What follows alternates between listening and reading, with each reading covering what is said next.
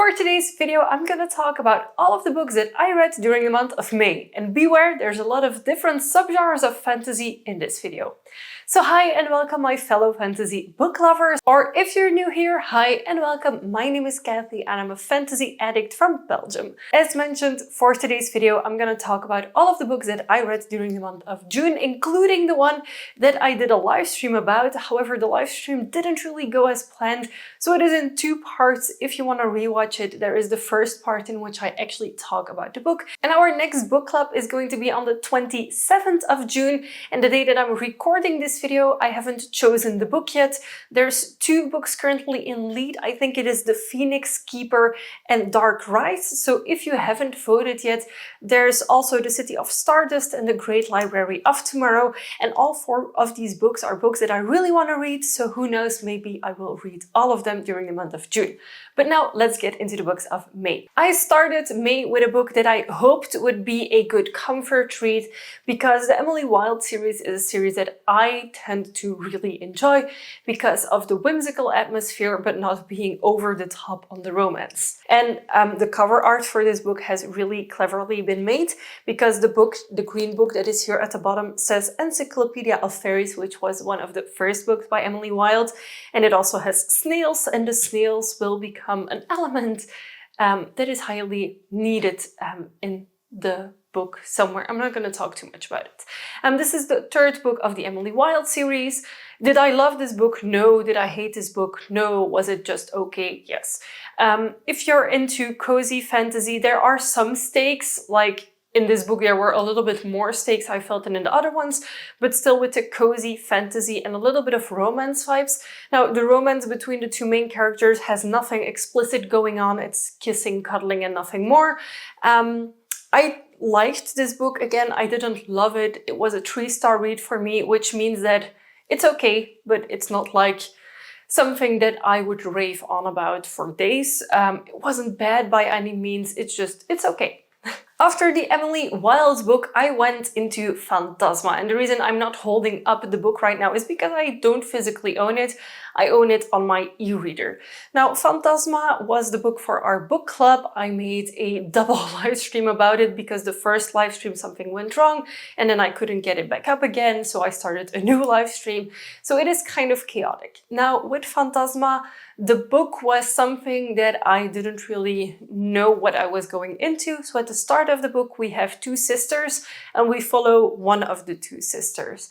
And their mother dies, and in order to inherit the magical powers that her family, like her legacy, has, she has to do a ritual within X amount of time to gain the powers that her mother has, and to let her mother pass on. She does this, and now she's all of a sudden this type of necromancer, if I'm not mistaken.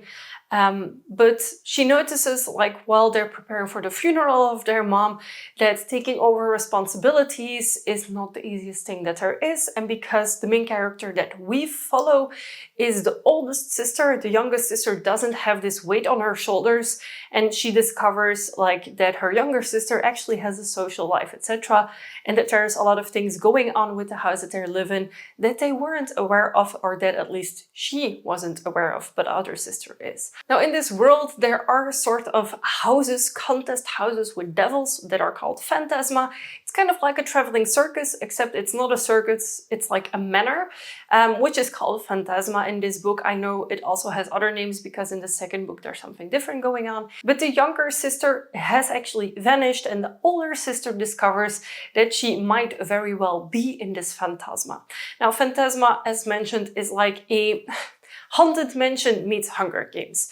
Haunted Mansion because clearly it's haunted, literally haunted. It actively tries to get everyone out of the contest, and it's run by devils. So there's 7 different parts of the contest that you have to get through. All of them pretty gruesome. It's definitely not a book for the faint of heart. And then at the end, only one survivor actually gets a devil's wish or a devil's something that they want really bad is what they are granted by the devil at the end, like the main devil. Now the main character that we follow, so the oldest sister, actually goes past this manor and something happens. She has an interaction there that will become important in the rest of the book. Was this my favorite read ever? No, but was it good and enjoyable? Yes, and there's also smut in this book, believe it or not, and it was actually quite decent. So for that reason, I give this book a 4 out of 5 stars. I also really liked that this is like a one and done book. There is a second book in this series, but it follows the other sister after the Trials of Phantasma. So you don't feel like you're left on a cliffhanger, or you don't feel like you're missing out on something. But if you want more from this world after you're done with Phantasma, there is a second book as well, if you want it. So I gave Phantasma 4 stars, and I will probably somewhere in the near future read Enchantra, which is book 2 as well. After that book, I really needed something else. And this book has been all over YouTube recently. It's Blood over Bright Haven, and it is a book that got me intrigued. It has actually been on my shelf for quite a while, I think. I got a pretty spray-painted edition that I clearly overpaid for. I really love when books have the city on the inside. This book was different than what I thought it would be, and especially at the end I was like, holy shit. I'm gonna try and not spoil too much of this book because it is literally an experience when you're reading it. So we start in this area with people living like in the forest type situation. There's a village and they're trying to get shelter to get to a specific settlement, and that settlement is kind of like a little bit farther away. So they need to, as a group, run for it, and something will attack them, and they need to try to survive those attacks in order to get inside of the safety of this like big town. So we follow a group of people and only 2 of them make it inside.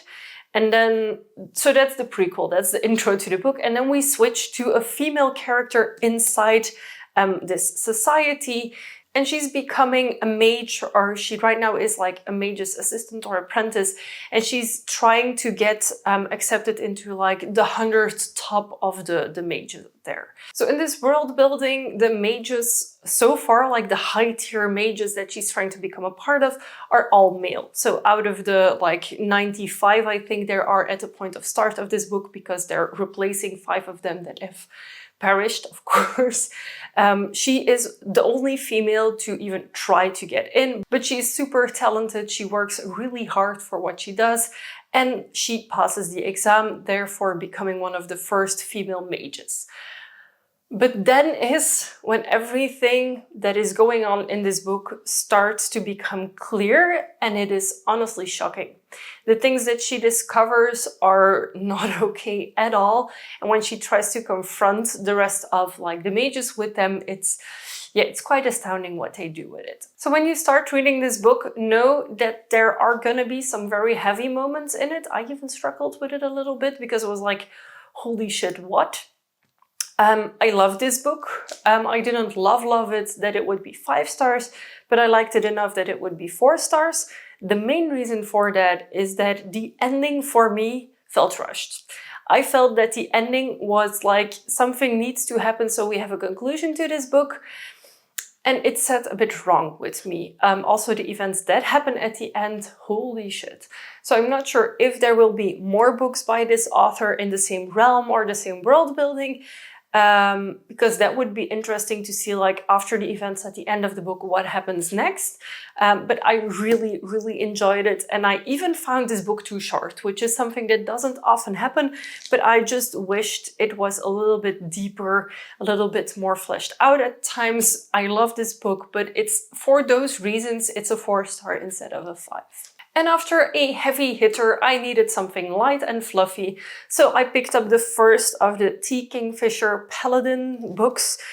This one is called Paladins Grace, and it is a fluffy, smutty romantasy. However, the smut only happens at the very end of the book, so there's a lot of build-up. It's very slow that it proceeds to something, which was frustrating at points because the 2 main characters both are like you will notice when you're reading this. So for this book, we have a medieval setup. So we have a city and we have a group of paladins whose saint vanished or died or just was, I don't know, undone. And the entire group of paladins falls into like despair.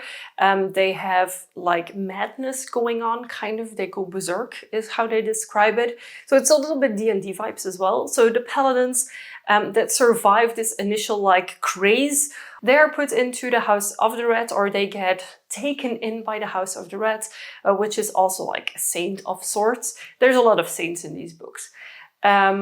So the Guild of the Red, or the Group of the Red, whatever they're in, they do like help them, but by being strong and buff, because the other people in their guild or in the group aren't specifically. So the paladins, and there's like, I think there are 7 of them, they're mostly used for when they have to go into dangerous areas to like escort them or to fight off enemies, etc. So the paladin that we follow in this book is named Stefan. You get to know Stefan throughout the book, and he's like a true paladin, honest, always trying to help people, he even knits, which was something that I was like, but why? And on one of these quests, he actually encounters a woman who's being chased by another group of more evil knights, and he saves her, of course, and that is where everything else starts. Now, the girl he saves, she's called Grace. She's not a girl, she's a woman, so they're both adult characters, and she's a master perfumer, and they think they might not see each other again, but then other things happen, like the roommate of Grace actually takes her somewhere where they encounter Stefan again, and it's like this entire thing going on. This is not specifically a low-stakes, high-romance book or like high-smut book by any means. It has a few things going on that are interesting if you like the world building. It feels a little bit like D&D sprinkled into a fluffy romantasy book, with like murders going on, a king dying and stuff. So there are things actually going on, but it doesn't feel like the world is ending, is what I mean. So don't read this for the smut. Read this if you like a more, it's not cozy fantasy, but it has more cozy fantasy feels than some of the other books that I've read recently. And if you enjoy this book, know that there's 3 other books in the same series already written. I'm pretty sure you can read them separately from each other, but in each book you follow another part of the Paladins Guild or Paladins group that's still surviving. So in book 1, you already get some back information on the other Paladins that you will have in the future books. And of course, you already know more about the world. So while I personally am reading them in order, you absolutely don't have to. I give this book a 3 stars because it was enjoyable, but was it the best read ever? Nah. And then my final book for May was a book that I had very high hopes for, and I was kind of let down a little bit. This book is called A Drop of Corruption by Robert Jackson Bennett, and this is a Anna and Din murder mystery. And I feel the way that I describe these is Sherlock Holmes meets fantasy. However, Sherlock Holmes is a female character and she's kind of quirky and very weird. And Anna's assistant Din is still relatively young. Anna is of a more mature age. So Din is kind of her runaway boy. He needs to run to do errands, to figure things out, to go to crime scenes. And he registers the crime scenes by smelling vials. And then he remembers everything that he encounters and he like puts it in his mind so that afterwards, if he sniffs the vial again, he can then recollect those memories and tell them to Anna, who then, based upon all of his information, solves the crimes. The first book I found really interesting. We had this world building where Leviathans attack the world that they're in. There's like defense walls, and someone was murdered there, someone very important, and they went on to discover what had happened. In the second book, because we are on a remote area where they actually process Leviathan corpses, is the best way to describe it, I felt a little bit more disconnected, and I also felt like I wanted to know more about the actual world building and world and Leviathans and the way they're used than we had seen here. Now we get like this scraping of the surface with each layer that Anna discovers subplots happening in this world, but I felt it wasn't enough for me to have me fully invested in the book and also to fully enjoy the book. Now, this isn't bad by any means. It's just I have very high expectations of this book after really enjoying book 1, hence why it was a little bit disappointing for me and I gave it a 3 stars, but this is in no ways a bad book. If you're into murder mysteries and you want them into a fantasy setting, you might really enjoy this. So those were the 5 books that I read during the month of May, all completely different one from the other. So feel free to let me know if you've read one of these books as well. What did you think of them? Do we have similar thoughts or do you have a completely different opinion on them? Because I would love to know. And of course, if you've read another book recently that you would like to share your thoughts on, feel free to do so in the comment section down below. If you enjoyed this video, give it a big thumbs up. And if you haven't already and you'd like to be, feel free to subscribe to my channel. I aim to make weekly videos and I would love to have you for every single one of them. Thank you so much for watching and happy reading. Bye!